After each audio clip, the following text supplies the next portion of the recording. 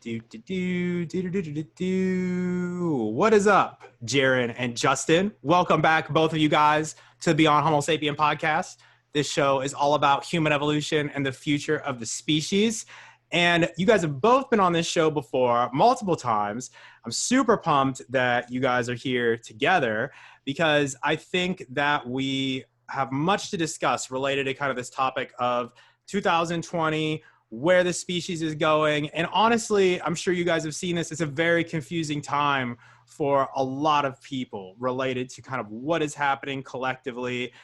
So I want to get into this idea of, I guess it's called reality transurfing, or choosing your own timeline. Kind of the idea that you get to choose what is going to happen to you and your life in this time. So I want to get into that. We're going to talk for about almost 2 hours here today, which is super exciting. Thank you guys for your time. I know you guys are both real busy guys. But before we get into that, I want to just hear from each of you guys, just for people who haven't heard from you before. I was thinking, Justin, could you go first? And then Jarin, just introduce yourself. Tell people, what have you guys been working on lately? And then we'll get into it. Justin? Thanks for having us, Paul. It's epic to be able to dive into this and really start to help people unwind what's playing out in the reality right now, both inside of them as well as what they're seeing on the external. To give you a little background, I've been an entrepreneur since I was a kid. I've done it all. I do a lot of business consulting and coaching these days. I own several multi-million-dollar companies myself in e-commerce and online.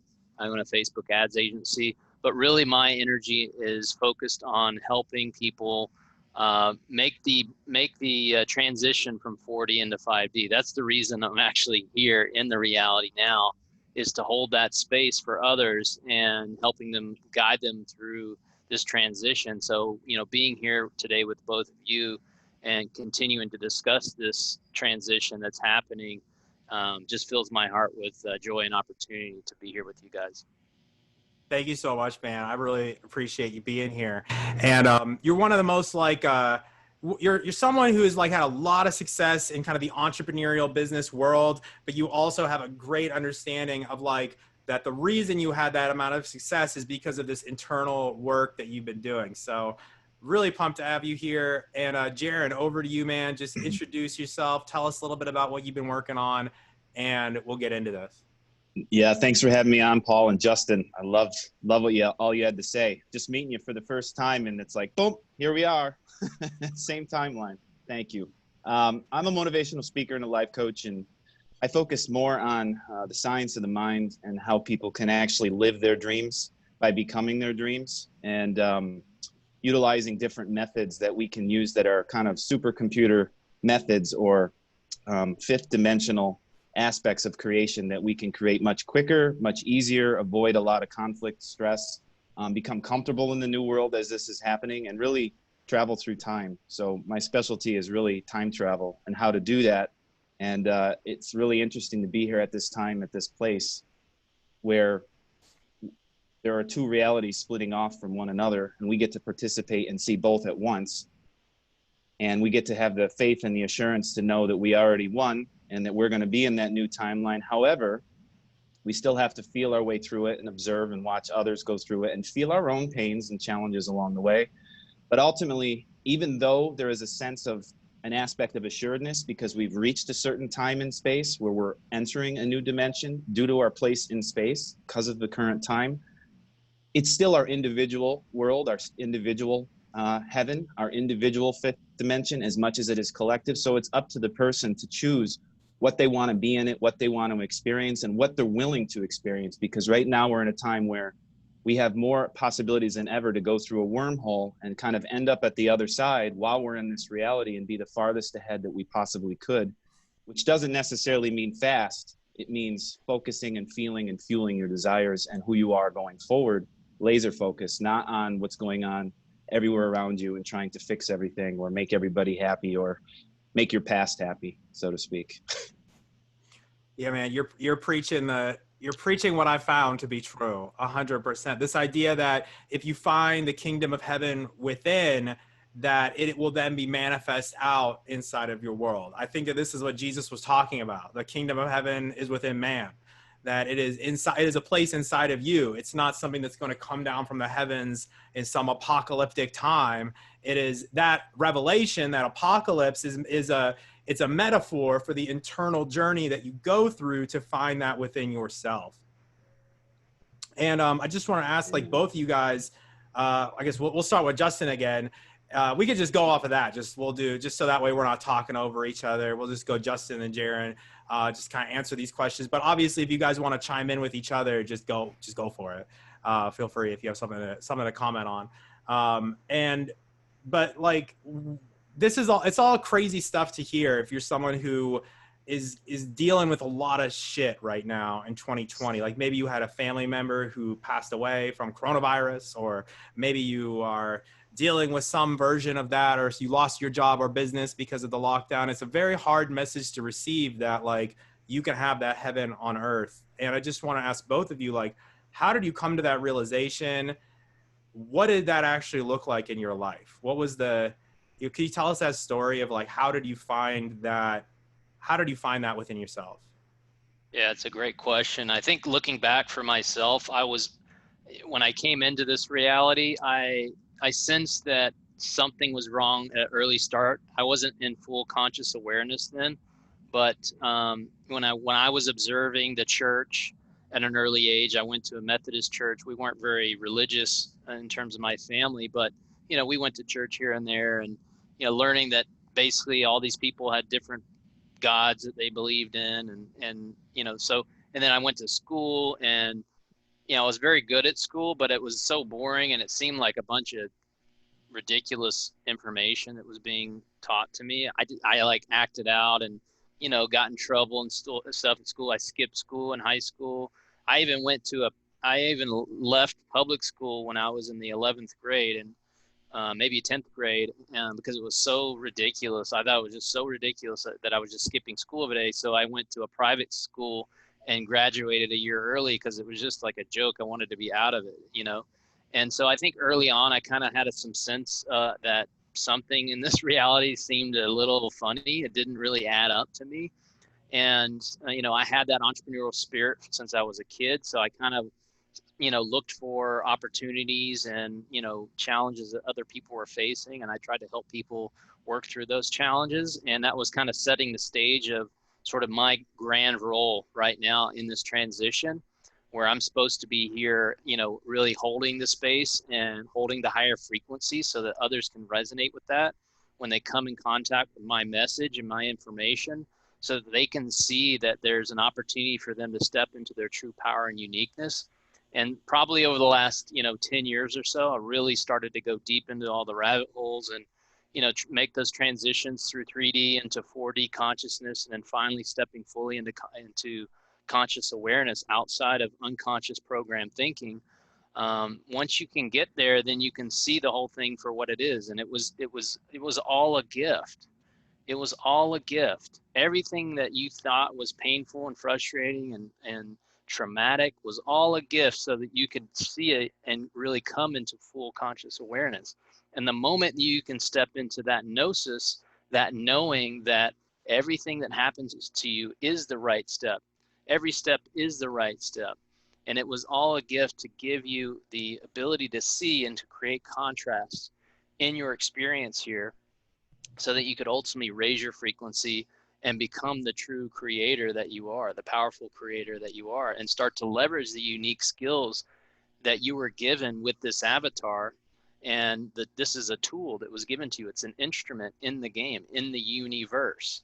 The song that you're playing is you. And you can use this avatar along with the powers that it was given to you once you can step fully into conscious awareness. So I love that. That was very beautifully spoken. It's a troubling thing when you first have to take that full responsibility for yourself and realize that you are the emanator of your reality. Jarin, what was that like for you when you first went through that experience, when you first kind of, I guess, woke up, as they say, or you first kind of went into that higher level of consciousness? What was happening in your life at that time? Well, to go back to the beginning, I was blessed enough to be born from a mother who taught me this when I was a young child. So I have to give her credit because around 4 or 5 years old, she talked to me about the 2012 timeframe, how intention creates reality, and many other things, going from human stuff to alien stuff to all kinds of other things in between. So I had that background, but I didn't necessarily practice it or live it to the fullest until I was in my mid-20s living in LA. And two reasons. One is I basically started noticing that everything that I was thinking and writing about was manifesting. So I was accomplishing things that were almost impossible or superhuman, which was exciting and also a little mind-blowing at the same time to keep up with it. As well as my own challenges and illnesses that I had to go through to overcome that caused me to have to go inside and go back to vertically to my intention, to the light, to God, to my higher self, to create what it is I needed from a positive standpoint instead of just dwelling on the negative and feeling like a victim to it. So I think both positive and negative caused me to wake up. And then what happened is once I started to wake up, then I went to India on a pilgrimage with a guru, which kind of, let's just say, changed my life just a little bit, as well as learning from some other people that are a very high-end frequency here to do the mission on the planet. And in that, through those battlegrounds that I went through, gives you more power. And I gained more power and I made it my entire life. But then in 2012, going to Hawaii, I moved to Hawaii, and I experienced so much, so fast, so high that I thought the fifth dimension was already here and I was already there. I've seen my body turn to light 7 times. Twice people have seen it happen, but it's very hard to hold that frequency, and I was not capable of doing so, nor was the collective world capable of really doing so. So I say that in humbleness because then it took several years before I was ever to get back to that. And why? Because I went through my own crucifixion where everything fell away from me and everything I thought I knew was gone, and a lot of other things that we could get into, but that really caused me to realize the karmic clearing that needs to happen within myself and within the planet, because we don't want to take it with us, and energy needs to be transmuted. Transmutation of the energy is important first before transformation, transfiguration, and all the rest. So we have to transmute the energy from things that we don't remember. Yet now we are becoming conscious of. We've only been aware of very little of our reality. Most people use 10 or 15% of their brain if they're lucky. And at this point, we are accelerating to 100% potential of our brain. And what that means is these memories and this energy that's within us, what's written in our DNA that we came in with, has to be felt and expressed, which means needs to be experienced in your external world and then dealt with differently, which can come from just watching it happen and being more neutral and not fight or flighting it, as well as using the ride and the roller coaster in contrast to propel you forward, which is what we have a chance to do as we're time traveling here. But with all those words that sound really exciting and all, the reality is, as a human, it's very challenging. And there were many times I did not want to wake up again. There are many times when I did not know what I know. There are many times that I wished I stayed in my comfortability with the big house and the car and the steady money and everything in LA and not go off on this venture that we've all went off to, because all of us have made changes, I'm sure. But at the same time, every time I reach the next point and I have the next learning and I get to that next threshold, I'm thankful and I'm grateful that I did it, because I'd rather be alive and have my own will and my own faith into what I'm creating than living a program that's programming it for me. And then you have no free will and you're just walking through a simulation that most people are unaware that they're going through, although now we're becoming more aware. And just lastly, I want to just give appreciation to the time that we're doing this, because it is in my belief that over the next 7 to 10 days, many of us will be ending the simulation, which we had to do because we chose to do. And we wanted to feel it and we needed to, but at least we're not living it. We think it's real, but it's not, but we're feeling it, but we're still been subject to the simulation, which means a lot of the things that have been happening in our life, we think we accomplished or was natural. And at the same time, no, it was already set up. We were set up to have this call on August 6th. We just had to catch up to it. Even when the 3 of us arrived at the date was already set and our higher selves already mandated it. And I love that thought, but I love the thought of getting to this next threshold, which we're about to cross, where we now choose our own reality and we don't have to live any simulation, not whether it's the dark, bad, villain, matrix simulation, or a higher self plan of astrology and angels and everybody else that are still controlling you. I'd like to be in the middle and where I have control over myself. And thankfully, that's where we're all arriving to. That's why I think Paul picked a perfect topic for this week, because this is literally the chance that people have. The Lion's Gate. Yes. So can you guys here we both, flow. Here we flow. I Justin, love can it. you dive into that a little bit more? Because I sense you have something to say on that topic. Like what's been your experience here with you know, this sort of idea of a cutoff date or almost a shift date, I guess is what I'm saying. Yeah, I mean, I think to Jaren's point, I mean, we're going through the Lions Gate until the 12th here of August, and to his point, for those that are already vibing high, they're going to start to see the rewards and the gifts flowing in from the work that has been done. I mean, this isn't something that just started in January of this year. Like, oh, there's a COVID, so I guess we should go do some work and hold the space and raise the frequency. This has been going on a long time, a long, long time. And now is the time for high frequency beings to celebrate. This is a celebration. This is the culmination. This is the graduation of something great. And now is the time to step into your power as a creator and start to manifest anything and everything you could ever dream of. And we're going to see that playing out in our reality, in this timeline, this higher vibe timeline that we've been, talking about, and we're going to dive deeper into. And so, we're in a mixed frequency bed right now, but that's starting to really shift. And ultimately, that shift is going to be completed on December 21st, the winter summer solstice.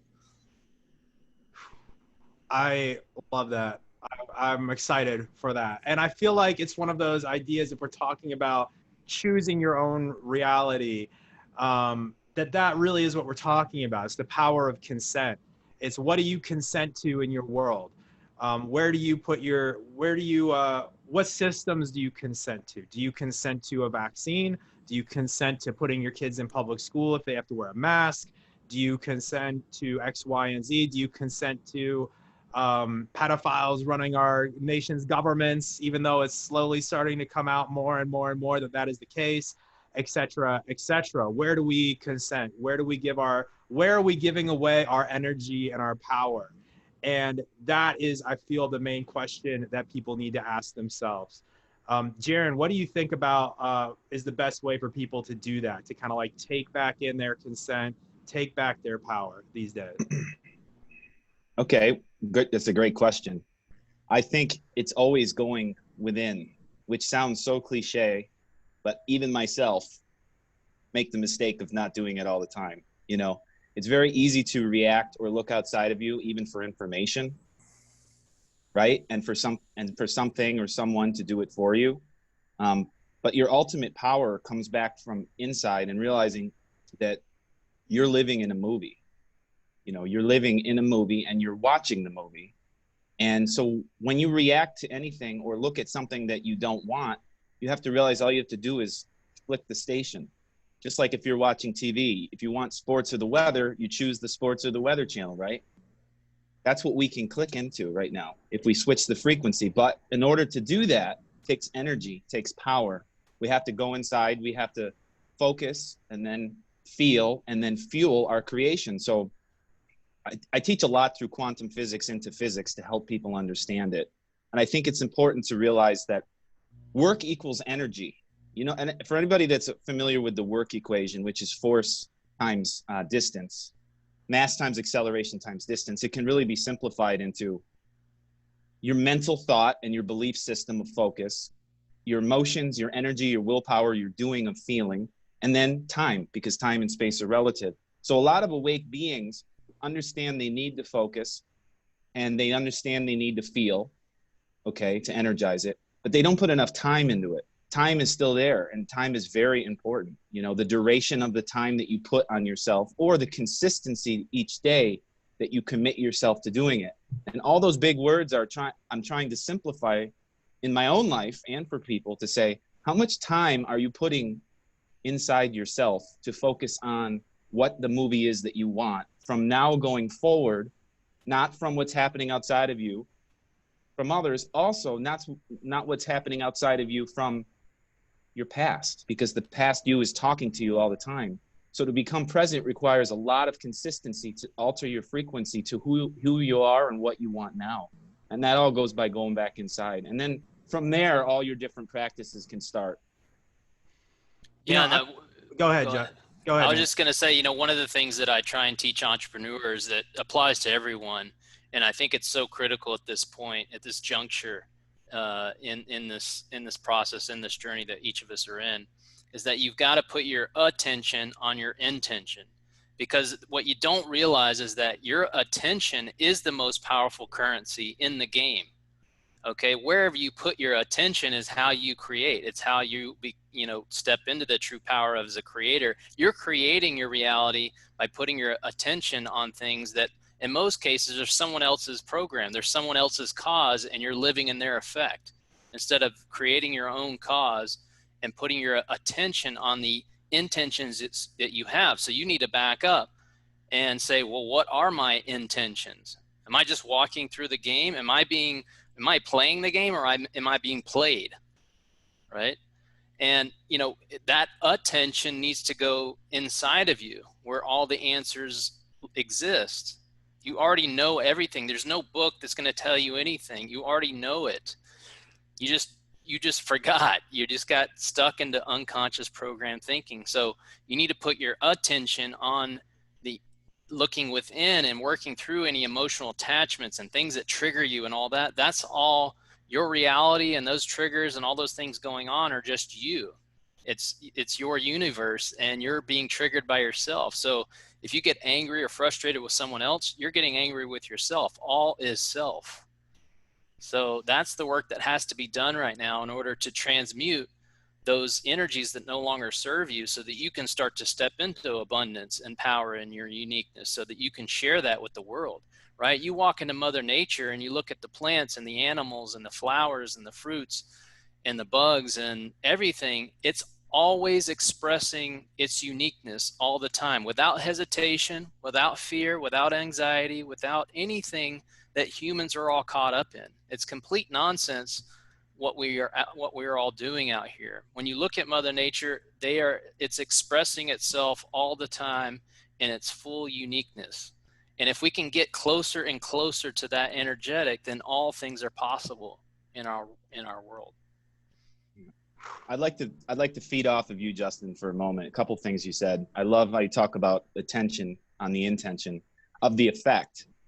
Most people are in the program are stuck on the cause all the time.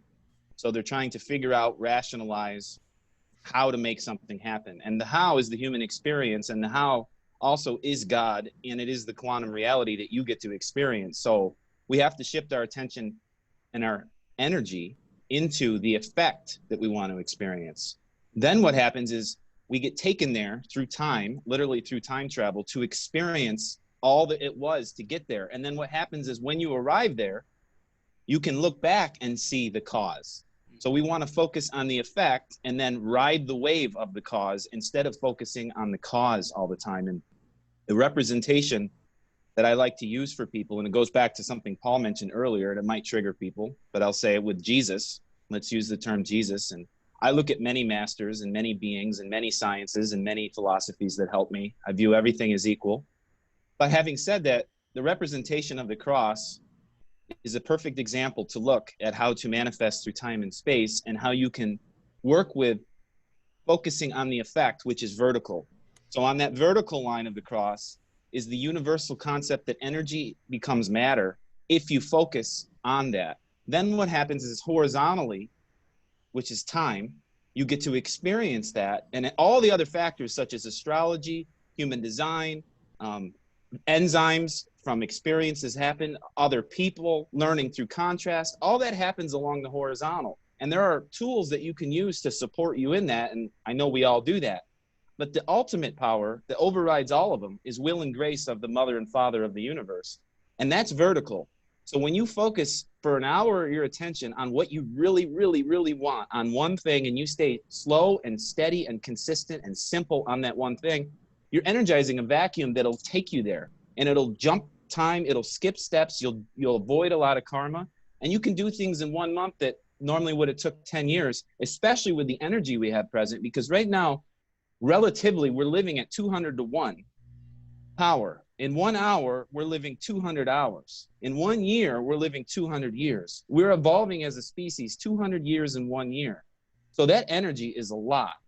However, if we don't hone it in, it's very chaotic and it's all over the place. So the more that we hone it in on our specific talents and what we want to be in the world, we become masters at what we do. And we have the ability to live as the real men in black on the planet outside of that old paradigm. And we're going to get to watch that collective paradigm change. And it starts with you. As the last part to this is, there are three, I put things into threes all the time, okay? And this is another trigger point for people. But what's most important is you. You're the one that drinks the water. You're the one that has to go to the bathroom. You're the one that's experiencing your own life. You may think that other people are experiencing it with you, but they're there in the movie and they're there and they're feeling it for the moment, but then they're gone and there's a new person there, but who's still there? You. So the most important aspect is your own evolution and your own experience in life. Second is the whole. That's all, beyond even Earth. But even on Earth, it's what you're doing for the whole, because that's how you impact people the most all the time. Instead of just focusing on one person here or there and putting all your energy all the time into individuals. Now, I'm not saying you don't have your value of individuals that it's worth going through the time with, because that's when we have these great growths, like Paul bringing us on and bringing the three of us together. We cause something greater than ourselves using the three of us. But a lot of people are not only are they off themselves, but they're focused on others so much, and they think that's what's going to benefit the world as a whole more, when really, if you do the math of it, no, it's you to the whole, then you impact others, and then you show up bigger, better, stronger, more peaceful, more calm, a better listener, whatever it may be, for all the other people that are playing out in your movie. Yeah, it's the golden rule. And that's what people don't understand. Again, going back to Jesus and the Bible and all this stuff about, I'm really passionate about this topic of like, what was he actually saying? This idea of love, do unto others as you would do to yourself, right? That's the golden rule. Well, if you're talking shit to yourself all the time and you hate yourself and you don't love yourself, then that is what you are going to do to others. You know, it's backwards. This idea of, oh, you put others first, you put others 100% before yourself. Like yes, but it's a balance. You have to go within. You have to love and heal yourself first, or else you're not going to be able to do that for someone else. It's like in an airplane emergency, you know, you always put your own mask on before you put on someone else's. It's the exact same concept. You have to take care of yourself, because otherwise you will not be able to help people, because otherwise you're just going to be speaking from your own traumas. If you hate yourself, if you loathe yourself, if you're full of that kind of stuff, then that is what you're going to be doing to treat others, because that's all you know. If you don't love yourself, then you don't know love.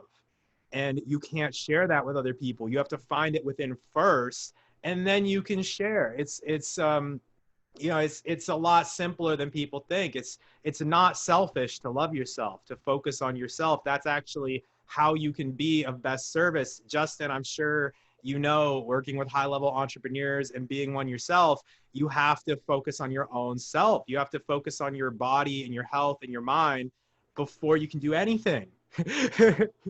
Absolutely. And we have to start creating those rituals to ensure that we're growing our power. And, you know, one of the things I talk about is some of the things that I love to do first thing in the morning, right? I'm not rolling over checking my phone. I'm rolling over to say, let me go outside. Let me take my dog for a walk with my bare feet in the sun.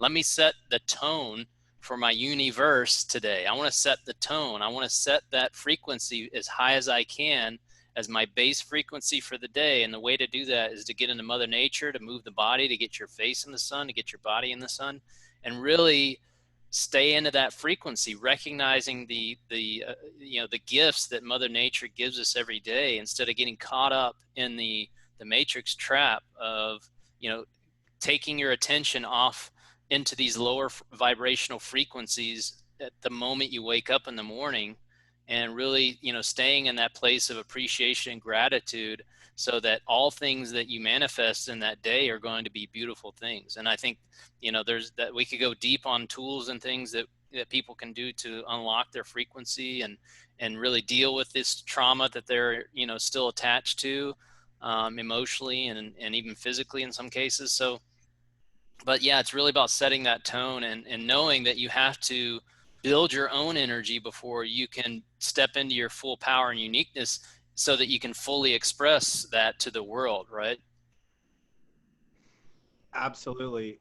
I would love to talk about some tools. Like Jaron, what have been some of the practical things that you've found that you apply to your life every day to help you kind of stay in the zone on this stuff? Well, the simplest and the most powerful tool that I always go back to is writing. Um, it's a way that we can use our animalistic bodies in action to focus our thoughts and our feelings. A lot of people do get caught up in trying to be able to meditate and get themselves there, or try to do the mantra and get themselves there. And I do them, and believe me, they have different purposes and benefits.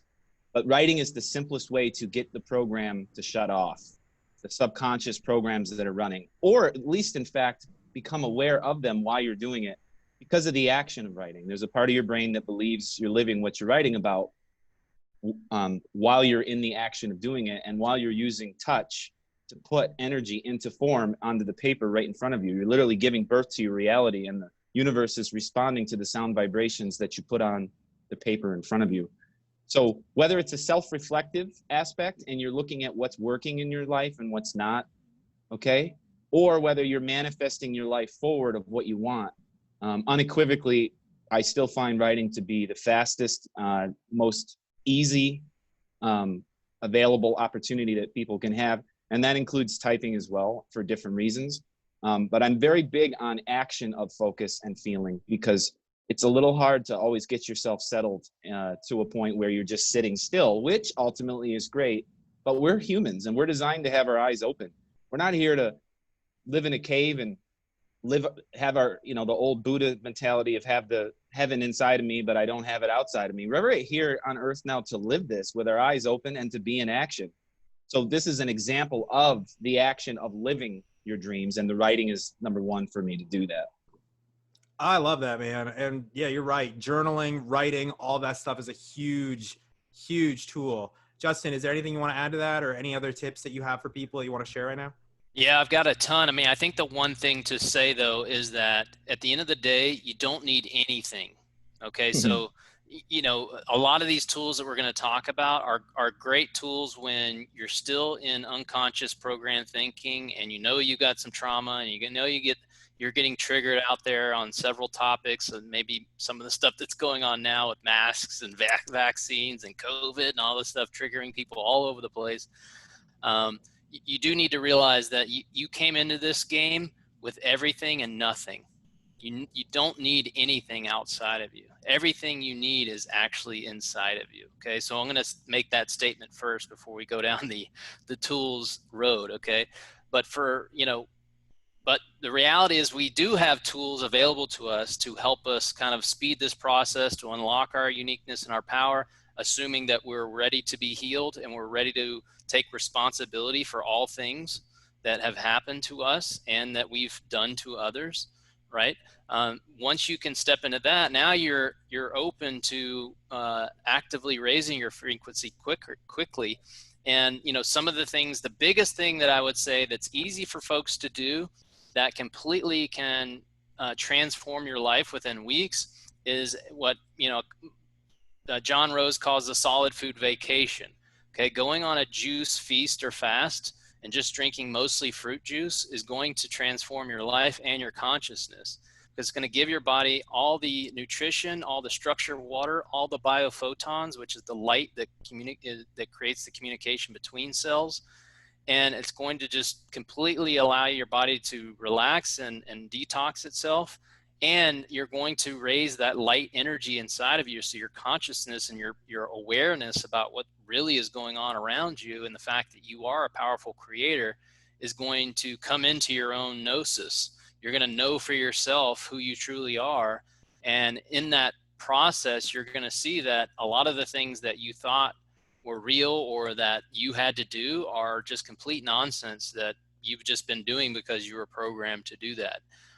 So that's an easy thing to do, and it allows a lot of people. There's still people out there eating meat and blood, fish, and anything with a heart. You have to remove that from your consumption. That is keeping you in lower vibrational frequencies. This is not a statement coming from a vegan religion.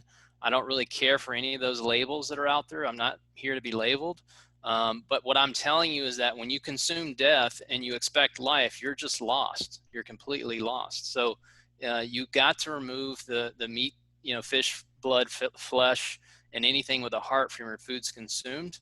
And by doing a solid food vacation and using the juice feast or fast, or you're just drinking as much juice as you want, it's actually delicious and easy to do.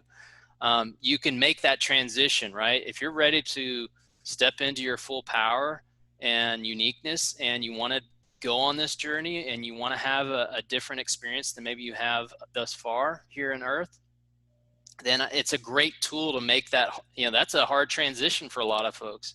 But just by doing that and leaving all those other foods that maybe you've been consuming in the past and giving your body an opportunity to relax and detoxify itself, that is a massive tool that can shift everything for you within a couple of weeks. Now, on top of that, I'm regularly using red light therapy. I'm using infrared sauna. I'm, working out in the gym. Exercise is an exorcism of negative energies that no longer serve you. So moving the body and doing things that you enjoy, getting out in the sun. I do sun gazing. I do sunbathing. The sun is will charge your battery, so drinking structured water. I'm a huge fan. I created a quantum energy machine that creates, high energy structured water with tons of chi prana inside of it. So these are all tools that you can be using to fully unlock your power and uniqueness and, start leveraging the vessel, which is an instrument that you were given in the game. Man, that was a lot of good stuff. Thank you, man. Jarin, anything you want to add? Anything, any thoughts, any comments, concerns? Not necessarily. The only thing that I would add to all that, besides having everything inside of you that is you and you don't need anything else, is that since we are in a body, we have genetic predispositions. Just as I'm a man, not a woman, can I have a baby? No. Ultimately, I could vibrate to the point where I am a woman, honestly, or I could be a pink elephant that jumps over a tree. Inevitably, I can get to that once I rise and evolve my DNA beyond their preconditioning. So while we're in the experience of that, of being in this suit, the practice that I recommend to people is unequivocally to look up your human design. So I want to mention human design and the impact that will have on your world, because it is the most unique aspect of you and how your body works through quantum mechanics, where your intuition is, and where your genetics are, so that you can understand where your karma is coming from. So check out human design, because I find that is like a supercomputer to use your body in the correct way that you came in with. Because as much as we're all the same, which is energy, we're all unique and we're all different. And we are in this body that is vibrating, and we came with superhuman talents, and human design will help you arrive to that. Yeah, I love that. The more that I learn about human design, well, let me put it this way. The more that I try to act outside of my human design as a projector, Good luck. It never seems to go right. Even if it's talking about like a new client or a new project that I'm pursuing, anytime that I try to violate that human design thing, even because I have thought before, like maybe human design is a cage, like maybe it's just like a label, like it's a self-imposed restriction. So I've played around with that before, and I've realized no, it really does work. It really is the best way to use my energy for whatever reason. You said it perfectly, because you're correct. And I've been teaching it for 10, 12 years now as part of what I do. And I'm the same, Paul. I always go away and say, wait a minute, I don't want any boxes. So the first and foremost, which is what Justin said, is you don't need anything else. And everything else that you look at has a potential to be a limit. Mm-hmm. So we don't want to obsess over anything. However, looking at applied energy of how to use energy more wisely and stronger while you're in this physical body, because you are far bigger than this planet, and you are far bigger than just who you think you are, or we think we are. And we're going to remember more of that. Of course, all of us along this journey, we do have predispositions. That's why I joke, because I can't have a baby. No matter how hard I try, unless I really spent like 30 years in a cave and really just got myself to the point where all of a sudden I can switch to have a womb. I'm playing a game, but think about how much energy that would require, right?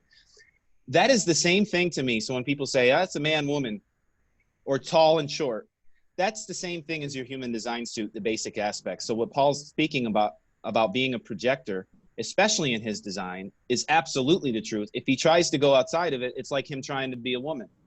And so that's why it's good to use tools towards your benefit as we grow, because we came to play this little game in this little linear, now becoming a little bit less linear reality. But we do have suits and aspects that we came in with. And in a way, it's really just who we are before Earth. And then while we're here, to be able to express our talents to the most. And Paul, I have to give you a shout out and acknowledge you, because I love coming on your shows. I think you're fantastic. Greg Schumacher, who's messaged in a couple times during this talk, I co-host a show with him called Rise Up Radio, and he's also a projector.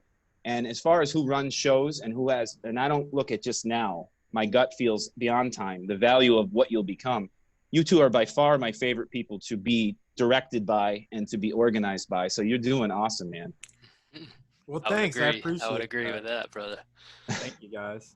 I think the one thing that I wanted to clarify was with my statement is everything and nothing, is that we are always quick to externalize our energy to other things, right? So we give up the meat and everything and we're going high vibe. Now we think we need red light therapy. Now we think we need infrared sauna, right? You've got to stop externalizing your energy and believing that you need something now to, take you to the next level. And so that's the key there, is like these tools outside of us are great tools, and they do really help in the physicality that we're in right now. But the key is that you've got to release all the attachments, right? Whether you're drinking the coffee, or you got to have a drink every day, or whatever you think it is that you're attached to, or you think you have to have. You think you need to have the house and the cars and all those things too. All those are attachments that, at the end of the day, those don't actually create who you truly are. And you are, like Jarin said, you're well beyond the body. You're a fractal of source. You're a unique fractal of source. Absolutely. 100%. So just to kind of close out this little session on the tips and tricks, I guess we'll call this part tips and tricks. And I appreciate you guys for the kind words. And I just want to add in meditation. I mean, that's really the big common denominator of what we're talking about here, that you don't need anything outside of yourself. And something I wanted to share is I'm reading this book, which I think both you guys would really like, and anyone listening, called The Phoenix by Manly Hall. Yeah. This is a fantastic book. It's basically like a collection of stories about different ascended masters or different people who had superpowers throughout life. And this was written over 100 years ago. This was written in 1913. Yeah, his work is great. Oh, he's the man. Manly Hall is one of my absolute favorites. But in it, he writes about the founder of Zen Buddhism, whose name I don't remember, but I will find it here. One of the Freemasons that actually put out the truth. Oh yeah, exactly. But he's the man. I absolutely love that guy. But one of the founders of Bodhidharma is his name. Bodhidharma was the founder of Zen Buddhism, and I'm gonna summarize one of the stories about him instead of reading it word for word, because that would take up some time. But basically, at the end of his life, this is the myth of his life is one big legend. But Manly Hall's contention is that it's actually historical truth. It's not a legend. It is actually, because his thing in this book is that if you ask the people who told these myths and legends, they would say, no, that's a true story. We just, humans now say that it's a myth or a legend because we cannot conceive of that person with that level of ability. And that's what that's what this whole book is about. But essentially, so he's telling the story of with Bodhidharma, the founder of Zen Buddhism, is going to pass into, the next realm. He's going to ascend, basically. And he's picking who's going to be out of his three disciples who have been training with him the most, who's going to carry on the lineage and be the head of Zen Buddhism.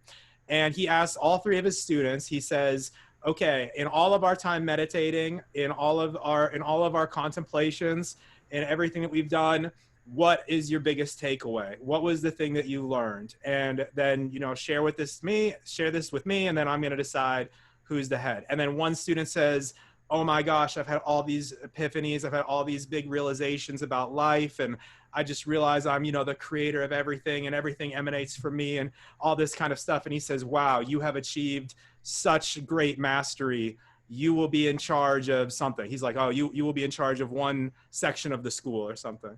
And then the next student says, oh my gosh, I've found such peace within. I have found everything, it's all within myself. It is everything, it just goes on another, similar sort of tangent. He says, wow, you have attained great mastery. You will be responsible for X, Y, Z. And then the third student doesn't say a word, and he just crosses his legs and he just closes his eyes and he just sits there. And then that's the one who's chosen to continue the legacy because he got it. There is no words. He just says, well, that's it, right? Just sitting. Meditation. And he says, you will carry on. He says, you will carry on my lineage. Because he gets, that's the secret of meditation, of this sort of thing. That's the difference between human being and human doing. Yes, there is no words. There is nothing outside of yourself that you even need, even to express it. If you really have understood the teaching is that it cannot be spoken. It must be experienced. It's inside.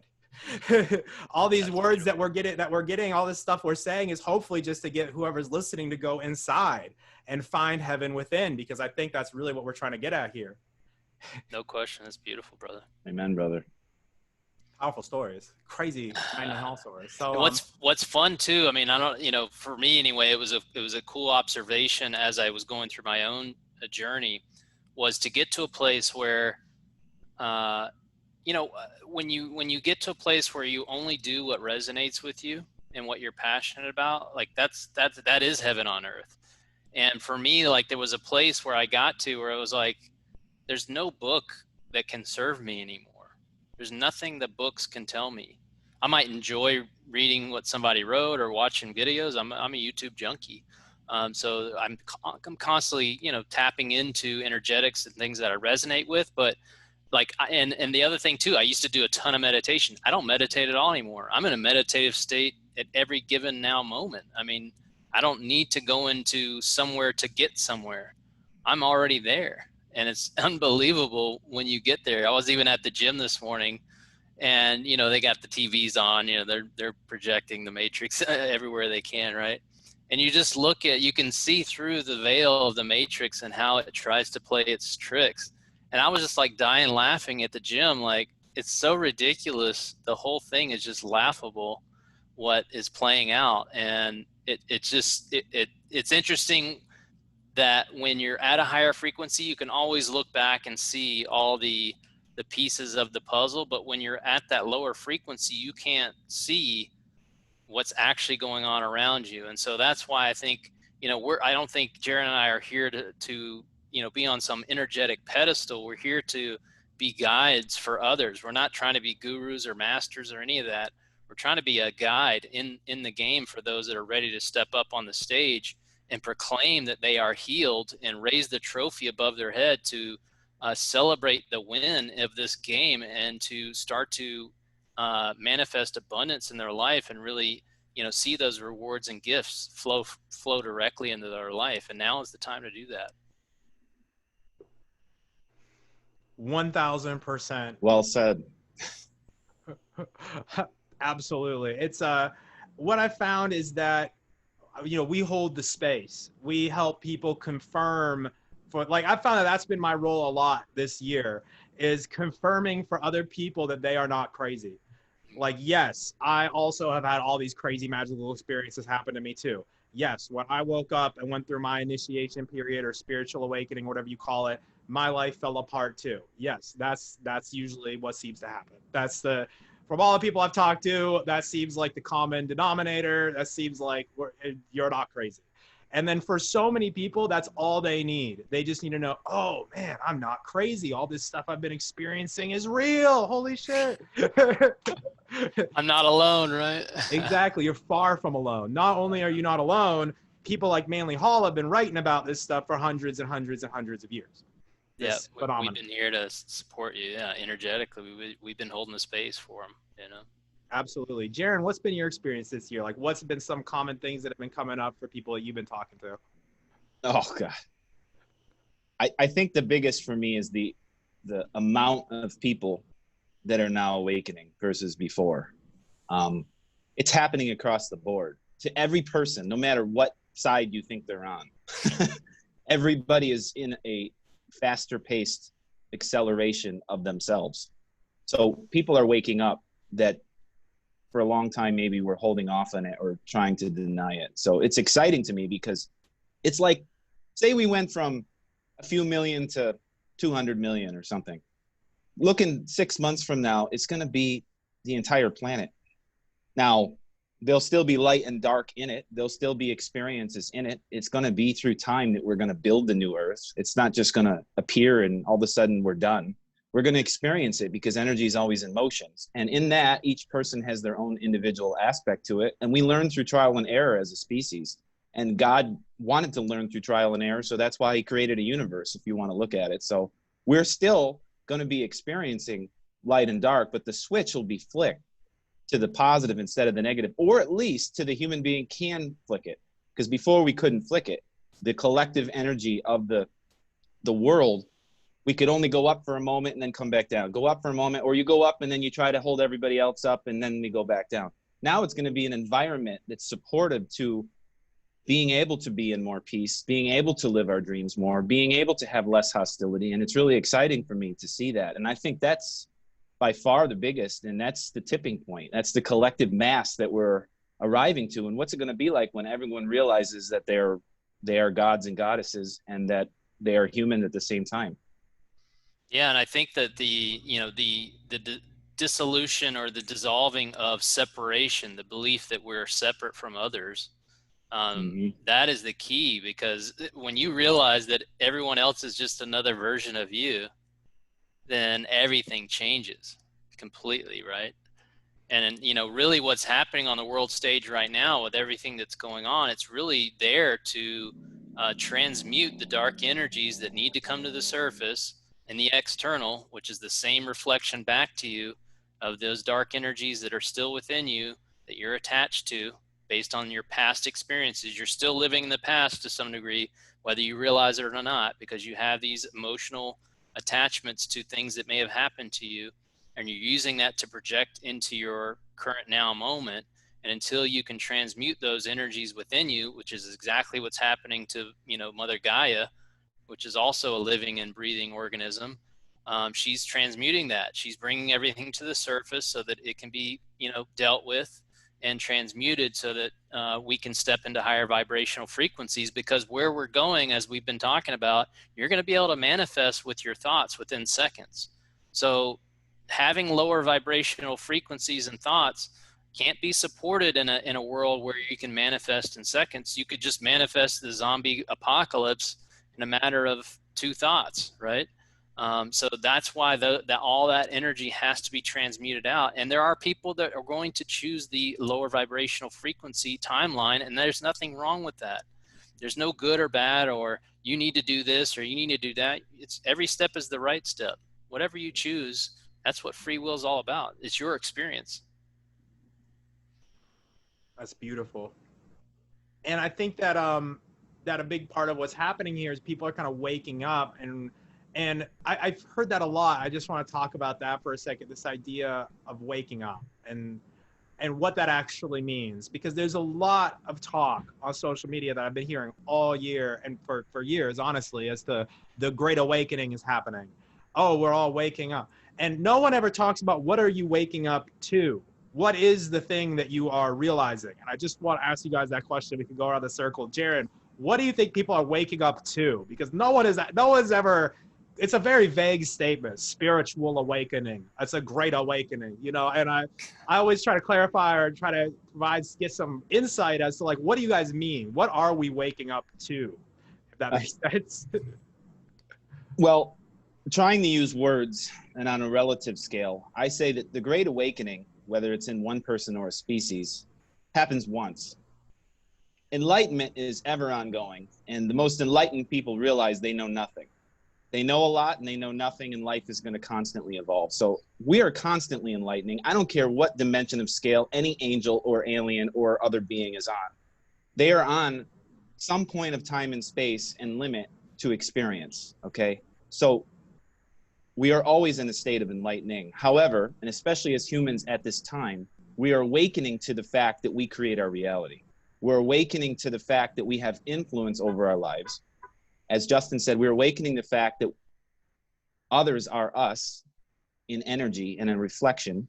And we're going to go into the human experience and drama that we're in. We're awakening to the fact that humans have been enslaved to keep them in a limited vibratory zone to feed other energy. And we've been in a karmic cycle of it. And now we're being liberated from that. And we're going to end this chapter, so to speak, of human drama of being controlled by something else. Yeah, it's beautiful. Yeah, beautiful. Yeah, and I would just say that, my answer to that would be you're awakening to conscious awareness and knowing that everything is energy, frequency, and vibration. And once you step into that gnosis, then anything is possible. You see the projection for what it is, that it's here to serve me. And like Jarin said, everything you see is a reflection of you. This is a hall of mirrors. This whole thing is a hall of mirrors. So anything you see and you're creating resistance with yourself, because all is self. So, I think the Great Awakening is really stepping into that gnosis and stepping out of unconscious program thinking. And that's being forced upon humanity with, you look at the Schumann resonance or what have you, the energies flowing in here now are forcing the hand, basically. If you haven't done the work yourself, it's being forced upon you with the energies that are here, because it's giving you an opportunity to choose. What timeline are you wanting to be on? Everything here is there to support you to move up to higher frequencies and vibrations and allow you to see a world of abundance and heaven on earth as we move into the age of Aquarius. But you can still choose the old 3D timeline and the old code. It's like a software program. If you want to keep running the old code, you're welcome to do that. But we're giving you every, any way and shape or form to install the new code of abundance and unity and leave the old code of separation and division, and start to see what's truly possible. But you choose. It's your free will. I love that. That is both of you guys. That's brilliant. This is why I wanted to have both of you guys on here. You both have very, very good ways of articulating what we're talking about here. And I also think it's very helpful for people to just have a lot of support from people like you guys who are successful, healthy, happy, fulfilled. And again, this understanding that, like, if you're watching this or listening to this and you're going through some of this stuff, you're not crazy. There's a lot of people out there who have had this sort of experience. And then when you kind of first have that realization of, oh shit, I'm not crazy, this stuff is real, then that allows you now have the courage to go and dive down that rabbit hole and see where it really goes. And for me, a lot of this kind of initiation or awakening or whatever came about through the law of attraction and learning about that. That's what first kind of got me down the rabbit hole, was learning about the law of attraction. But what it didn't really start making sense until I found Hermetic philosophy and really started to ask myself the question of, okay, I'm beginning to realize that the law of attraction is real. It's very clearly real that I can manifest things and, you attract what you are and all that kind of stuff. And I was speaking that language with people and I was, but I realized I never asked myself, why does the law of attraction work? If it is real, why? And then what I arrived at was, it's because we're all one organism. Because what you're saying when you're manifesting is, what you're really saying is, I want to be around the parts of myself that are like X. So for instance, if your manifestation, the thing that you are creating is that you are safe, what you're really, that you exist in a world that is free of emergencies, that what you're really saying is, I'm going to be around the parts of myself that will never do me harm. So if I go to the mall, for example, and maybe there's someone who's thinking about shooting up the mall, I'm just going to be there on a different day. I'm not going to be there at that time because I telepathically communicated with that person, that other side of myself, and said, hey, I'm here now and I choose safety. So you're going to come another time, whenever that is going on. And again, it's not to say that someone who suffers or dies in a shooting or in a or coronavirus or any of these things that they manifested that. I think it's more kind of this idea of cause and effect, that when you step into conscious awakening, when you step into this idea that you create your reality, you become the cause, instead of like what you guys were saying, instead of living in other people's effects, because we're all manifestors. We are all creating this reality. And it's a matter of, are you aware of that or not? And if you are, it allows you to kind of sidestep these different things that might be unpleasant because you can choose. But if you don't have that awareness and you haven't realized it, then you're always living, it's like you're living in the ocean and you're always getting hit by the tide because you didn't realize that you could swim. So it's that's kind of my view on it. But I wanted to get, like, what do you guys think about that? Do you think that's kind of what's going on here, how that works? Or I guess also a question of, if someone does die in a mass shooting or something like that, did they manifest that? Is that their karma catching up with them? Like what, that's always a common criticism. I'd like what you said, all in the above.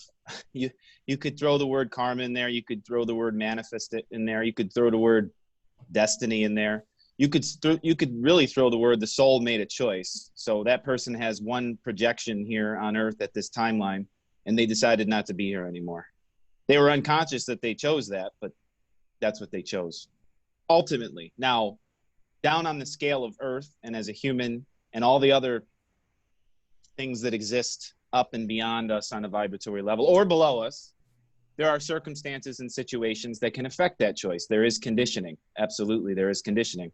But at the ultimate state, that person chose that, which is hard for people to realize. But then once we start to celebrate death, which I'm not saying that as a human, if someone died in my life that I really loved, I'd feel it. Of course I would feel it because I love them. But when we start to celebrate life and have no fear of death or the unknown, we realize the game keeps going. It's always been going and it's all okay. And that person wanted to be off. They were done, regardless of however it went. But ultimately, yes, they did manifest that. Yes, they did it through karma, through the through the infinite scale of time. They created it. Yeah, I know. And I think that there's multiple layers here that I think it's important for people to understand that the matrix itself is going to show you things that makes the game seem real. Okay, so a lot of these situations that you see on the screen, and like when you're using the example of someone coming into a mall and shooting the place up, the matrix is going to show you these types of projections in order for you to see a reflection of yourself and to help you see contrast and to sort of like, how are you going to deal with seeing that on the screen? And so, and to your point as well, if you know you're going to go someplace and you are in conscious awareness, absolutely you can project energetics that keep you out of harm's way, because in a higher vibrational state where you know that you're safe in all places and times, then there's nothing that can actually harm you. So the other piece of that, there's multiple pieces. There's also the script, right? So you consented to come into this game that we call life. So you already saw everything that was in your script. The problem is that most people, because they're in unconscious program thinking, they don't know how to unlock their script and write their own script. It won't be unlocked until you actually get off the meat and you start to unwind all this trauma and these emotional attachments. And you've done that for about 30 days because all your body's cells are going to recreate themselves and you're not going to be holding on to those energetics anymore. And you can unlock your script and start writing your own script.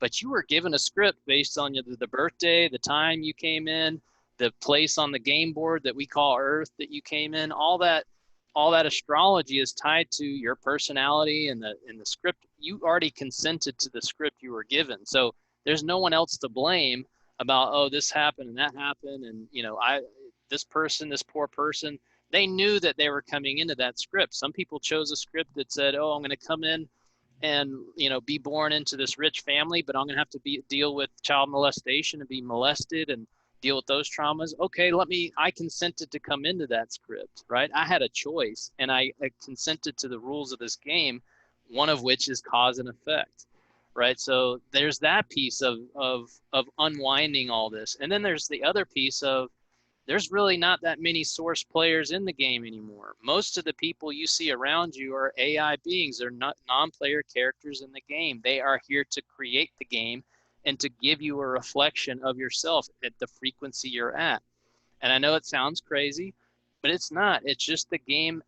It's the game playing out. It's the code playing out. It needs to be able to make it real for you. If it was just the source players here, we would have figured this game out a long time ago and been able to raise our frequency and get out of here, and step into higher dimensional living and stepping into the tools and the power that we have within us. So just realize, and it doesn't make them any less. I don't treat people that are not source players in the game because I know who they are. I can see them based on how they operate. They are a reflection of me. So I'm going to treat them as if they were everything. Like they're my brother, they're my sister. But you can kind of pick up on it too. They're very repetitive. They like to copy you. They're kind of just always looking at what you're going to do so that they can give you an answer or reply back to you. You can have fun with it too. I mean, sometimes I go to the grocery store and they're like, "Hey, how you doing?" Well, I'm like, "Well, I was great until that monkey outside really, slapped me against the wall." And then they just like freeze. You can kind of use some fun stuff to like see how they react, and they just lock up. They don't know how to respond to certain things. But that's a layer in the game because the projection, the Earth projection, needs to give you something to reflect against. So there's multiple layers here that's going on. There's your script. There's the the NPCs are the non-player characters. The movie Jumanji with The Rock has a great scene on this where they really show you the truth of non-player characters. And so you need to just remember that all is self. So the whole game is you being reflected back to you. And the sooner you can realize that, step into that gnosis and take responsibility for it, then just like you said, the golden rule, you're going to treat everyone and everything as if it were you and the way that you would want to be treated. And that's just going to raise your frequency. Everyone take a breath. I like breaths. So, I haven't had that same sort of experience with experiencing like non-player characters and stuff like that. Personally, I think that there's a lot of people who are just, I don't know, really, it's not something that they're interested in. It's almost like their spirit or their soul or whatever, it's just not their time to realize whatever it is that we're supposed to do, but go ahead, Jarin. You're right. Everybody's on their own timeline. And it makes me think that, okay, we came here to be in this movie and to play this out, but some of us came to do different roles. Some souls came to watch it more than they are participating in it, but they're going to walk through it. Some came to direct it and push forward and make it happen and have the stardom or have the whatever, have the influence. And some aren't here to make it any farther. Their souls wants to stay in a third dimensional Earth. That's something that was interesting to me to learn from. And when I was with this particular guru in India, I had heard it before, but to hear it from his mouth while all these things were happening around us was like, they're going to choose a new third dimensional Earth. And this was 10 years ago that he said it. He said, they're just choosing a different dimension because that's what their soul is on. But we came to participate in transcending the dimension and in rising to it. And some of us are going to be more leaders and active in it. And some of us are just going to be more passengers watching, learning. So we're all accelerating at different paces. But what is collectively true is it is happening no matter what. So whatever's happening, which is just God, it's energy, we have to choose. Do I want to be in it or do I want to go to that one? Do I want to participate more or do I want to sit on my porch and watch it happen? And all those things are okay. I love that. A book I'm reading or finishing right now is called Knowledge of the Higher Worlds and Its Attainment by Rudolf Steiner. And in that book, he talks about this idea that esoteric or information, like kind of what we're talking about here, is a secret. And that's always been the, secret societies protect this information, or this information is only for those who deserve it, or, all that kind of stuff. And he's like, no, it's not a secret. He said, most people just are not interested. Most people are just not, they're just not, for whatever reason, it just doesn't call to them. And it's not that it's a secret. It's not that there's anyone keeping it a secret necessarily. It's just that it's almost like the person keeps it a secret from themselves, is kind of how he explained it. And he said, like, you can try to convince people, you can try to talk their ears off about this kind of stuff. I'm paraphrasing. He was from like early 1900s. He didn't say that. He doesn't write like but he's like, you can try to talk to them and all this kind of stuff, but at the end of the day, they're just not interested. It's just not for them. But that doesn't make you better. It doesn't mean that you are now a superior being who has, mastered the secrets of the universe. Like, no, you're just interested in something different. You're just more aware. In the same way, like, an example would be, like, I don't give a shit about soccer, honestly. I don't know shit about soccer. I'm terrible at it. I don't practice. Anytime I do play soccer, I get my ass kicked because I'm not into soccer. It's not my thing. So I could go up against someone who's really good at soccer, and he's going to kick my ass, but I'm probably know a lot more about this kind of stuff than that individual. Doesn't mean that one of us is better than the other. It's just we're just on different paths. We just have completely different interests, and that's okay. That's the beauty of it. Not everyone needs to go down this path.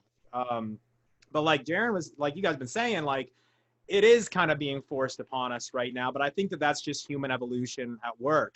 It's like human evolution does not need the three of us to happen. It is happening. It is ongoing. Yeah, cycles. There's lots of cycles in the game that we consented to come into, and we're seeing that cycle as we move from the age of Pisces into the age of Aquarius, and we're close to that neutrality singularity point where we shift from left brain masculine red energy, and we're shifting into the right brain creative quantum female energy, the feminine energy, which is blue. Right now, this is another piece of the gnosis. Right now we have a blue sky, and we have a left brain, red brain, linear energy that we've been using. Once we transition after December 21st, the sky will be red, and we'll be using the right brain, the blue energy. It's all a balance, red to blue. We're in the projection of white light into colors, right? That's what a hue man is. Hue is the fractal of colors. So hue man just means that you're in a projection of colors that you can experience. And we're shifting from the dark ages, the last age, which was the age of Pisces, in the dark ages, approximately 13,000 years. And we're moving into the golden years. The age of Aquarius is the first age in those ages, also known as heaven on earth, where there is unity and abundance for all. And so those that are going through this, the challenges now are unlocking, themselves in order to make that transition or make that choice. So where we're going is going to have a red sky, and you're going to be more right brain, quantum, feminine energy, which is where the quantum abundance and power really steps in. That's why in the Bible, Jesus always said, "I'm up and to the right of the Father." I'm always up and to the right, because the right brain is where all the real power, all that uniqueness and power can be expressed fully. I love that. Jarin, what's been your experience with this kind of stuff as far as learning about kind of what the future is going to look like, if that makes sense? Oh, well, I think fully integrated beings is my answer. So I believe we will merge both hemispheres together, not only merging the brain with the heart, with the rest of the body, which is why something like the Human Design System helps people have a map so that they can start to use all their senses, which is a nine-centered, nine-chakra being. Nine being key, right? Nine is really the number of God in a sense. Yes, and the whole body is going to be at work. So your intuition is going to be at work a lot more. You're also going to still be a human that does the work, which is just energy to create what you want outside of you, to master yourself. And you're going to use your heart to do certain things and your gut to do certain things. And we could go on and on with what that means, but an integrated vessel, not only the neocortex brain, We're going to be using all of us. Now, what it means in reality, Justin said it, we're going to be able to create faster. You could just make it that simple. And right now that's happening, both good and bad already. So we're going to be able to create faster and manipulate reality in a positive way, a lot easier and a lot more, I'll just say, exciting than we used to. And then as we do it as an organism of the human species, we're co-creating with one another through enzymes to do it. And I think we're experiencing something that's never existed in a certain sense. Even though the universe is infinite, it's always evolving. And this human experience of this library that we're on Earth, it's causing us to not only awaken and transcend dimensions, it's causing us to affect many species and many planets and many solar systems and many galaxies all over the universe. And they are watching down on us as we play this game, and they're all supporting us. And we're going to merge, because once you merge with the fifth dimension, you can connect to all dimensions much easier. So we're rising up to see our brothers and sisters and move beyond only Earth. But in the point of Earth, to me, if I could paraphrase it or give you my belief or my philosophy, all those words, if you think about going to a conference, say you go to a conference that has people from all over the world, what do? You go there and you share what you know, and you share your energy, and you learn from others too that you take back with you. And that's kind of why we came to Earth. Besides just participating in the ascension or remembering who we are and having our 100% capacity, we're also learning from other beings that have been in other places that know new things. So we're here to pick up tips that we're not just going to give to humanity, we're going to learn from others. And then we take them back from where we came, if that makes sense, in a physical sense, if you picture that. So we're just in one big convention, but prior to this moment, we only knew 10% of ourselves, so to speak. Now we're going to know 100% of ourselves. But just because Jarin knows 100% of himself now, and he can give all that, doesn't mean I'm not going to learn something new that I didn't know, because Paul, had more experience over in Andromeda over there. And then he was over there in this galaxy over there, and he went to school over there. And he has these gifts that I'm going to, oh, wow, now when I leave Earth, so to speak, I'm going to say, oh, now I have this, and now I can share this with others. So it's kind of like looking at countries and saying, well, this one's better at technology, and this one's better at agriculture, and this one's better at communication, and this one's better at math. And then once you share, what happens? Then everybody's got it. And that's kind of how I look at, besides our individual experience, what we're here really to do on a soul level. And if we can think beyond Earth and the veil into what we're doing to share information with the universe. It's an exchange center. We're just at a little hub, but it's a big hub. It's beautiful. Yeah. Well said, brother. Well said. Yeah. Yeah. I mean, I think sorry, Paul. No, go ahead, man. I was just going to say, I think it's a nice transition. It's just a point I want to make, is that there are people in the spirituality movement that are very much, again, projecting their energy out to thinking that, Archangel Michael and, Jesus Christ and all these people, they're sort of the Arcturians, the Palladians. I listen to a lot of those messages, but I don't externalize my energy or say, oh, those beings, they're in higher dimensions and they're better than me and they have all this technology and all these things. There's a lot of people in that spiritual movement getting caught up in that. And what the sort of metaphor analogy I want to give you is that actually we are the elite players. We came into this game knowing that the deepest, darkest places we were going to have to go. And we knew that we were the best of the best and that we could make it out.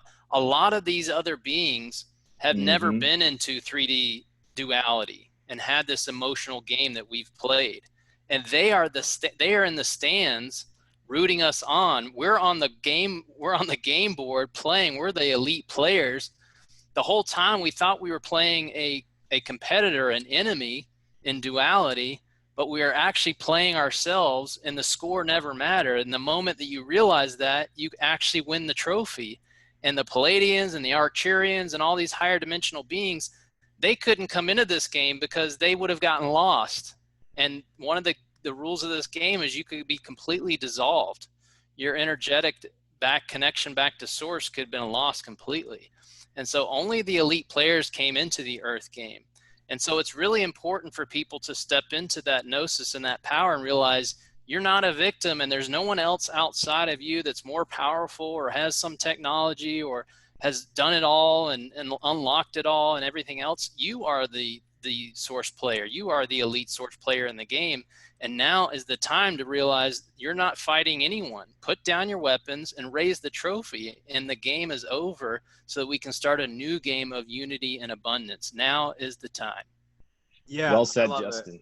I love it, man. That's a beautiful way to put it.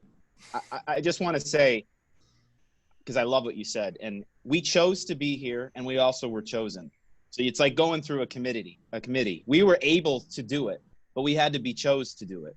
So in a way, you could say the best of the best, or you could really just say, this is more specific and particular to my gift. So we have like a business card. That's why I think the Palladian Message by Barman Rasidiak, that 26-minute short video that people could watch, is still the most awakening, simplistic video to show what's going on, even though it shows the drama of the wars and things.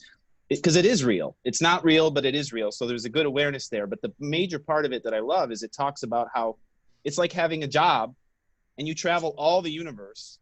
And here's one little job. So if you can condense yourself into, I go to work on Thursday, then I go to work on Friday, right? And that's your job. We had a job that said, oh, we're going to go to Earth for several millennia, or it's all relative to how many lifetimes we've had. I particularly have had many. I've been here since the beginning. So I'm ready for it to be over. And this is my last time here. Although here is where it's going to be. And then I'll choose whatever's going to be after that. So I'm probably really confusing people there. But we chose to be here, and we were chosen to be here. And it's just a game, but it is a job that suits your talents and what you wanted to do to evolve. And you were capable of doing it. And now you get to graduate. You get to get your PhD. And you're going to be more beyond where you were before, because we went through this hellhole of a 3D matrix reality that, let's just be honest, as a human, we hate. But as a soul, and as we wake up and smile and have peace, we can say, oh yeah, we did do it. We're done. We're good. Well, we actually loved it. We actually love to go into the deepest, darkest places, because it's the only way that you can create the contrast and know how to create heaven. How are you going to create heaven unless you go to hell and come back, right? Absolutely. How do you know true abundance and respect and unity and oneness unless you go into complete separation and division and scarcity? That's a beautiful ride. That's beautiful. I love it. I tell you what, though, in my humble self, we are celebrating. But if I had known, which I knew, but if I had known what it was going to feel like, I wouldn't be doing it again. I'm going to a beach somewhere for the next couple thousand years. No, just kidding. I love it. And what you guys are talking about is really powerful too. And something that I would like to say in terms of like higher dimensional beings or entities or things, or ascended beings or ascended masters or whatever you want to say, my experience of that stuff is that it's far more complicated than we imagine. Like, part of the reason that one of the things that kind of got me thinking along those routes was moving here to the Ozarks. My initiation into this kind of stuff was through Hermetic philosophy and through the Kabbalion and the Hermetic corpus, and studying some of that stuff, studying a lot of that stuff, and working with Imhotep, the Egyptian god of healing, as kind of one of my spirit guides, or whatever you want to call him. But again, really, the big message of him was that he was just me existing on a higher dimension of consciousness. But anyway, that's a conversation for another day. But what I was getting at is I moved out here because I felt like, oh man, this is where the Egyptian gods sent me. And this was like a little over a year ago or so that I was doing this. Like, so, oh, the Egyptian gods sent me here. This is where they said I should go. And then I started to just meet so many magical people here in the Ozarks, and it's really just a community of spiritual people. But the big part that kind of made me think differently was including the Christians. Like, this is the heart of the Bible Belt, and it's one of the most kind of right-wing conservative areas in the area, in the country, if not the world, when it comes to Christianity and fundamentalist religion. But I've talked to a lot of the Christians here. I've talked to a lot of people who live here, who are my neighbors, and they have the same sort of story where they're like, oh, Jesus came to me in a dream and he said, I need to go to the Ozarks. Or, oh, I was praying at church and, Jesus appeared and he said, I need to go to the Ozarks. Or, some pastor said, oh yeah, Jesus came to me and he said, I needed to start a church in the Ozarks because that was going to be the center for the spiritual revival. And then I talked to all these other people kind of in the hippie community or whatever you want to call it. And they're like, oh, the Palladians came to me. They said, I need to be here. Or, oh, someone came to you, and I'm like, I'm pretty sure whatever's happening is far more complicated than what we're saying. It's like, no, it's like, I think that the higher dimension, whatever that is, whoever's up there, they're going to figure out whatever the fuck it's going to take to get that message to you. If they're like, oh, you believe in Jesus? Okay, here comes Jesus. He's going to be the one to kick your ass in gear, because that's how you're going to receive that message. Oh, you're praying to the Pleiadians, or you're trying to channel them? All right, cool. Well, here's what they have to say. Guess what? It's the same thing that Jesus told that other fucking dude, you know?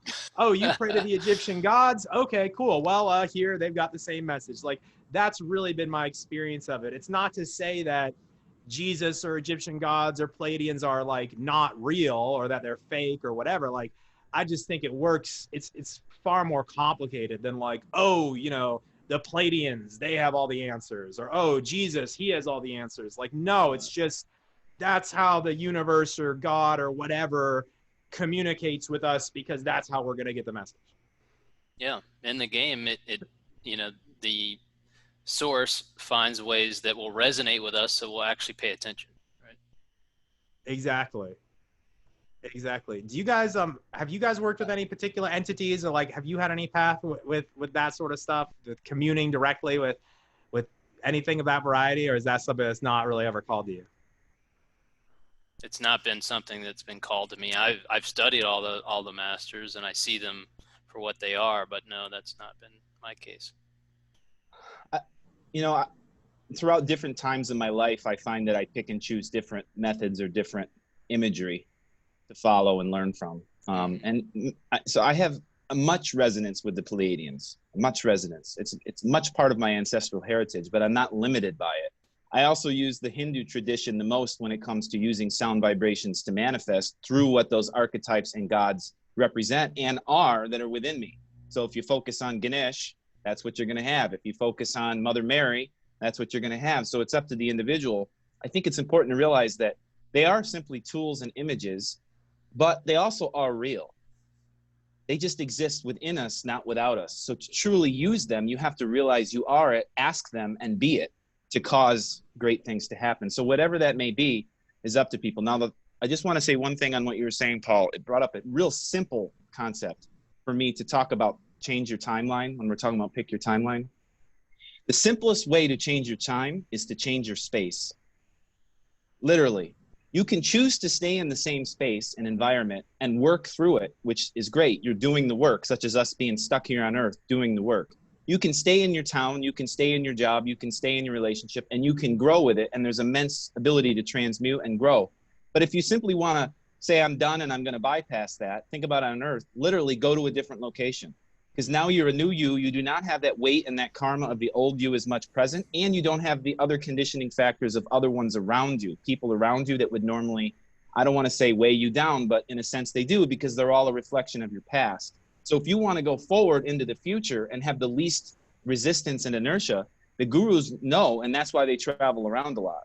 It's not to say you don't still have your home route, and it's not to say that where you are is not where you want to be, but it's like go on a trip for 2 weeks and watch how much your life changes, right? Literally, you can also choose to move and do that, and you will watch yourself go. So change your space and you will change your time. Totally agree, man. That's been my experience too. Yeah, and I just recently did that. I mean, I grew up here in Atlanta where I'm at now for 20 years. I spent a year or so in New York City, and then I spent another 20 plus years in Southern California, and I'm moving to Costa Rica. You know, in the interim, I'm here in Atlanta hanging out with my sister so I can get a flight there. Costa Rica hasn't opened their borders yet, so I'm going to go to Nicaragua in a couple of weeks and basically stay there until Costa Rica opens up, right? I live out of 2 bags. I gave away most of my material things. I don't want to be attached to them. They don't serve me anymore. They did it at one point. I'd rather be moving around the game board, and I know that's going to resonate with me at a much higher level. So that's a great point, Jarin. Yeah, man. I just want to testify to that too. Like a lot of this kind of awakening time for me when I first got into this stuff happened when I was in Germany, when I was still in the army. And that was kind of what first started to get my attention was I changed jobs. Like I was still in the army, but they sent me to like a different office. And it was right at the time when I was reading Louise Hay's You Can Heal Your Life. and doing the inner work of like finally learning how to love myself and learning like what that even means. And it right when I was going through that period is when they told me that I was switching offices to like a different office, literally across the street from my old spot. And it was completely different. Like I was living in absolute hell in the other one. It totally was terrible. I was having panic attacks like almost every day. And then I started to do this work. I started to, it was like literally the next week they were like, hey, you're going to a different office. And it was completely different. It was like the people I was with were completely different. They're way nicer. I was working less hours. I had less responsibility. Like I could find it was magical. And then again, when I moved from Germany to here in Missouri, it happened again at an even higher level. And that's what really got me thinking like there's something going on here. This is real because it was noticeable. It was like every single person I met was just super nice. And not only that, but like every conversation I had was magical, was like the new best conversation I had basically. I was like, this is, you know, completely different. It was so noticeable. It was, I love yeah. that, brother. So I just Yeah. want to testify like, man, that is so true, Jared. You said that is 100% true. Totally Amen, brother. agree. Awesome.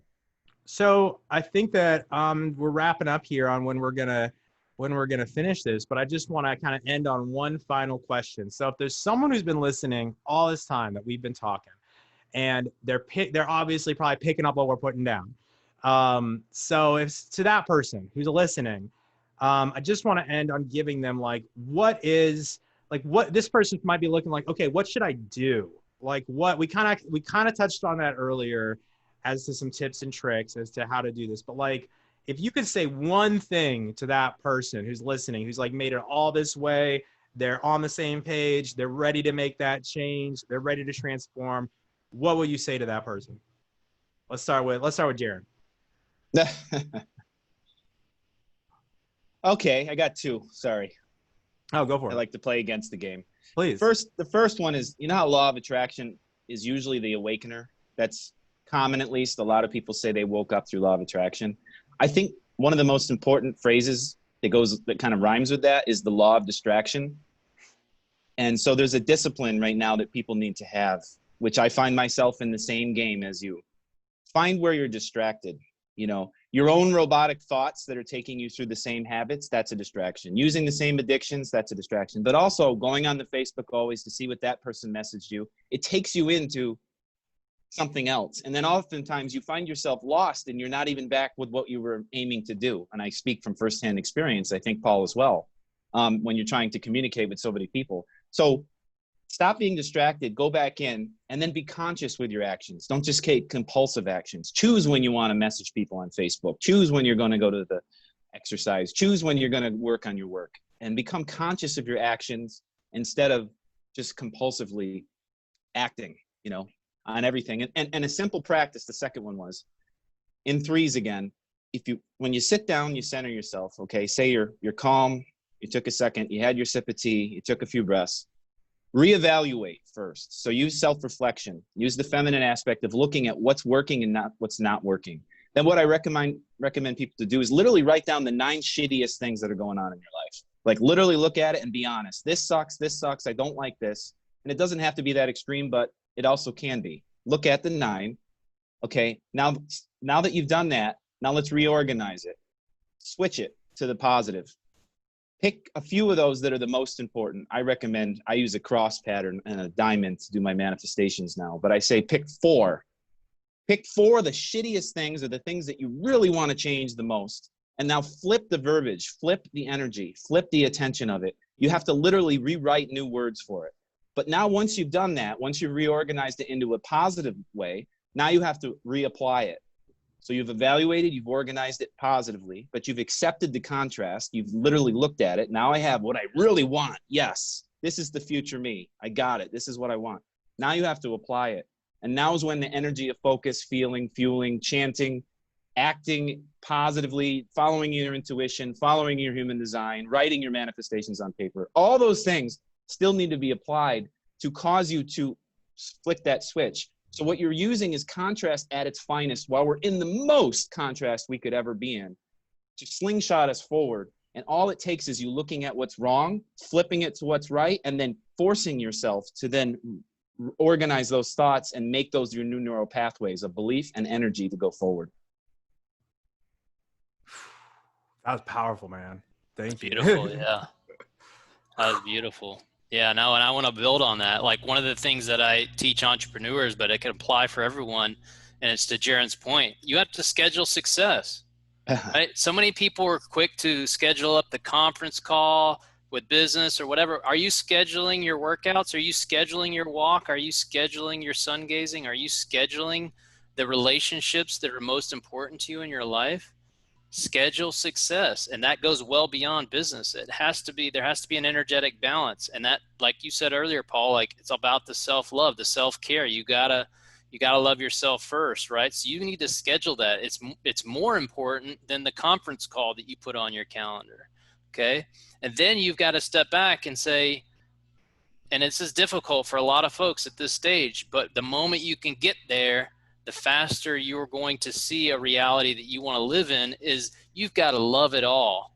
The trauma, the emotion, the frustration, the anxiety, you've got to love every minute of it, and actually step back and see it, that it was a gift all along, that you could get to a point to where you could love every second of it, and that you could love all those challenges that you face, because it allowed you to get where you're at now at a much higher frequency. So now you can step into your power and uniqueness and start to experience heaven on earth. I totally agree. That's beautiful. Awesome. You guys are gangsters at this stuff. So yeah, just to kind of round out on what you're saying, like, a big part of what has resonated for me is, and what I'd encourage anyone who wants to learn more about this kind of stuff to do, is go study the Holy Grail, study the metaphor and the symbolism of the quest for the Holy Grail and what that is really all about. Manly Hall's written a lot about the Holy Grail. John Matthews is another one. And it's really kind of this idea of what we're talking about, this idea that you can find the kingdom of God within, that the Holy Grail is not something that is without you. It's not an actual cup. It's your heart. It's the inside of yourself. It's finding that Christ consciousness within, and then living your life from there. And the reason why I think it's important to study is, for one, I think it's a very powerful metaphor for kind of tapping into what we're talking about in terms of this stuff. And I've also found that when you set the intention that you will find the Holy Grail in your life, that you will find that place within from whence all of this manifests. But also, if you study the history of the Holy Grail, there's a lot of communities throughout history that claimed to, quote unquote, possess the Holy Grail. Like the Cathars were one, the Knights Templar said that they had it for a while. Like, there's a lot of people, a lot of different kind of communities throughout history that say, oh, we possess the Holy Grail. And then if you look at that community, it was usually some sort of a very kind of conscious community, almost like a intentional community of some sort, where all the people there are living in kind of brother and sisterhood, and they're very loving and very, they're kind of living the life of kind of what we're talking about here. And it seems like they have like some sort of a secret.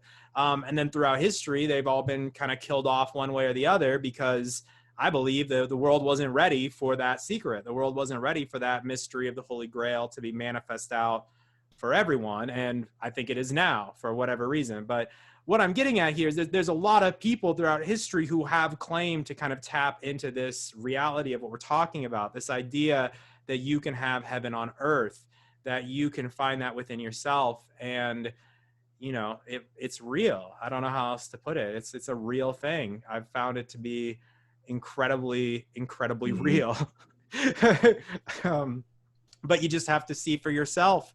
And that's why I think that, like, in the game of intentions, set the intent to find the Holy Grail in your life and see what happens. Because when I did that, I found heaven, and I'm still here. It's beautiful, magical, brother. Yeah, that was beautiful. Yeah. It is. Yeah, it's the frequency and the vibration. Once you can get there, you see it all for what it is, and it's a beautiful ride. Yeah, and I'm so grateful to know you guys because you guys have helped me a lot by holding space and doing everything that you do. It's been really powerful, and I'm really excited to see where our relationship goes between all three of us, and Yeah, where the likewise. future takes us. And Absolutely. one of these days, we'll all have to meet up in person and have this conversation. There we And go, man. We'll have be a good there. time. Yeah. But as we round this out, I just want to ask, like, where can people find you? And just let us know, like, if there's anything you're promoting right now or anything you've got going on, and let people know where they can find you if they want to learn more. Justin? Yeah, I mean, the big thing that I'm focused on and got a lot of my intention and attention on is my my free Facebook group, the Business Acceleration Secrets, where I'm helping people unlock their true power and uniqueness and start to understand how they can deliver a massive amount of value to a marketplace and in turn bring abundance into their life. So you can join the free Business Acceleration Secrets Facebook group if you're interested in that kind of opportunity. That's awesome. It's a great group, man. I've been hanging out in there. I watched some of the video that you put out. I think you did like a masterclass webinar last week or something like that. That was dope. That was really good, man. Glad Thank you you. enjoyed it, Yeah, it brother. was really good. So highly recommend that group for sure.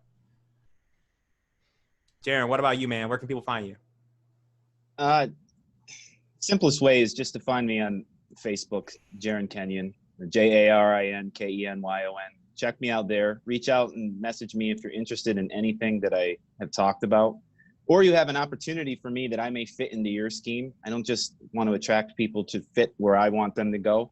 I like to be brought into something that I can support. So just reach out to me for there. I work with clients, mostly using manifestation techniques of quantum 369 energy and how you can materialize things faster, and the human design system. I go through both of those. So reach out to me if you're interested in that.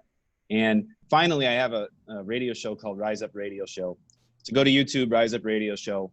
We happen to have a great show this weekend on Sunday. It's Sunday mornings at 10 Eastern every Sunday.